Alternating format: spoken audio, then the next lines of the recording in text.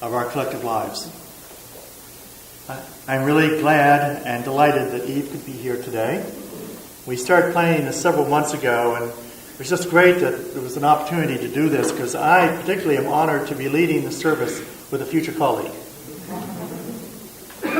Now, last week, those of you who were here know that I spoke slightly whimsically about alternative history, but also a possible future involving spiritual evolution. Today, I want to speak very briefly, as first of the two reflections we're doing, about what's going to happen this coming year, but I want to tailor it around Natalie Merchant's song that we just heard. Now, the song, These Are Days, is a song that very few people could probably call downbeat and depressing. Did you feel it as upbeat? Okay, good. For me, it's always been a song of fierce joy and determination.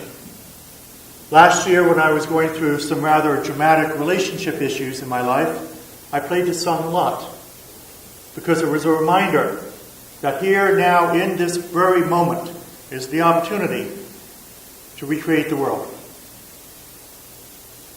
So I suggested this to Eve as a theme today, and I think it speaks of you as we begin this new year together. Why?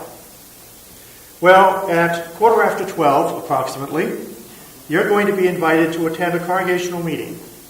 Anyone can attend, and it's definitely democracy in action. Only official members of this congregation can vote, but many people do stay because it actually reminds me of New England town meetings where I'm from. There are two very important items you'll be considering. One is going to be a report from Kathy and the transition team, and they met with as many of you as they could this summer to respond to a request.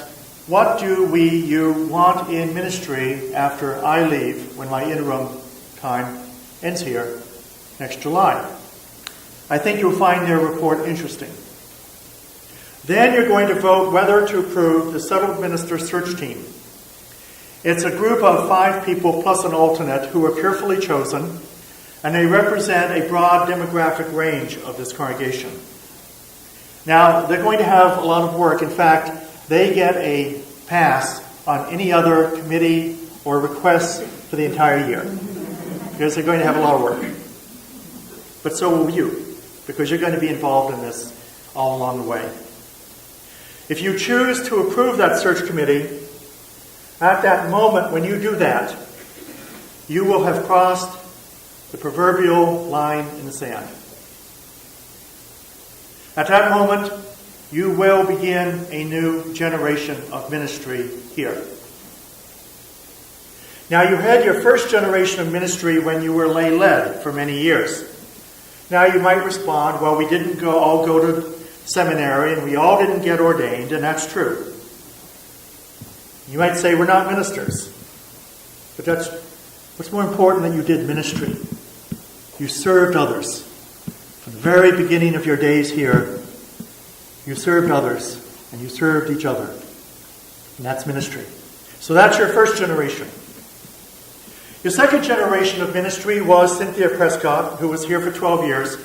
And I know more and more as I learn more how much she accomplished, especially in the first years of her ministry, when you were just beginning to explore your relationship with a professional minister.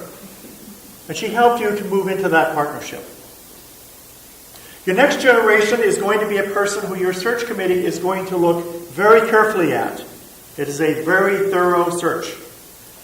That person could be older or younger, male, female, transgender. They could be gay or straight, southerner or non-southerner. They could even be from New England. They could be single or married with children. They might be newer in ministry or have a few ministries under their belt. That person will not be appointed, as some denominations do, like United Methodists. They will be someone you and only you select. That person will be your full partner. Starting today, you will begin to think more and more irresistibly of the future. But not just think about the future. Feel about what the future holds for you and what its promises might be, as Natalie Merchant says. I'm going to briefly share two characteristics of that new adventure. The first one is what I said before. You're going to be drawn more and more to the future of what it's going to look like, and you may be less and less focused on the past. That does not mean that old stories or hurt feelings or difficult memories will magically go away. And those always need to be dealt with, just like families. But they will begin to fade because you're entering a new era. Now, the second thing is a warning. You're not going to get the perfect minister. Now, you might ask, wait a minute, what's a perfect minister? Here's the definition on the internet that goes around UU ministers all the time. The perfect minister preaches exactly 15 minutes. He or she works from 8 a.m. until midnight and is also a janitor. And Bob, hear this one. They make $50 a week. They wear good clothes, buy good books, drive a good car, and they give that $50 a week to the poor. She is 28 years old and has preached 30 years. He has a burning desire to work with teenagers, but spends all of his time with senior citizens. The perfect minister smiles all the time with a straight face, and she has a sense of humor that keeps her dedicated. He makes 15 calls daily on congregation families, shut-ins, and hospitalized, and he is always in his office when needed. Eve, take these notes. Don't expect perfection, or even what you most hope in a minister. The best minister you get will be a composite of all your hopes, but they'll be bringing their own hopes and their mission to be a partner with yours. Finally, see this time as a time of joyful courage. Courage is such a powerful statement, I think, because our world is changing so rapidly with such chaos and confusion and unknowns that it is tempting to retreat into safe places and put up the drawbridge and say, I'm safe. That's all I need. It's tempting. But the fact of the matter is that you in Peace Church, and perhaps others, are the alternative in the Clemson area to the more traditional views that say we are all broken and sinful. You probably, hopefully, saw the sign outside on the blank wall, which is no longer blank, Standing on the Side of Love, which is a program that the Unitarian Universalist Association has been working on for the last several years, not just for the gay, lesbian, bisexual, transgender, queer community, but for immigration, and for all those who have been marginalized and continue to be marginalized in this world. It speaks to an overarching theme of love and compassion of any religion, including the teachings of Jesus, the Buddha, Muhammad, and so many others.